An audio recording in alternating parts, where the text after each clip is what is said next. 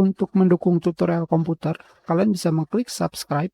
Halo, selamat datang di tutorial komputer. Tutorial kali ini mengenai cara download dan menginstal aplikasi Handbrake versi terbaru. Langsung saja pada mesin pencari kalian ketikkan Handbrake, enter.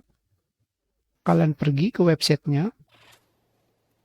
Di sini versi terbaru adalah 1.8.1. Langsung saja kalian pilih dan sudah selesai di-download.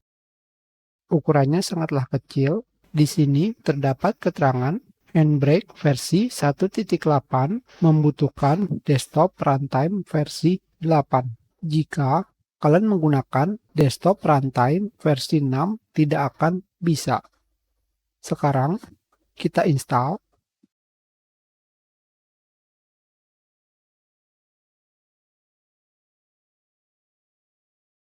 Kita jalankan.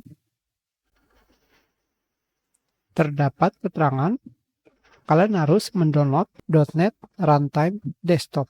Jika kalian mengklik tombol, kalian akan langsung dibawa ke website .NET dan mendownloadnya. Sudah selesai, langsung kita install. Sudah selesai. Kembali kita jalankan Handbrake.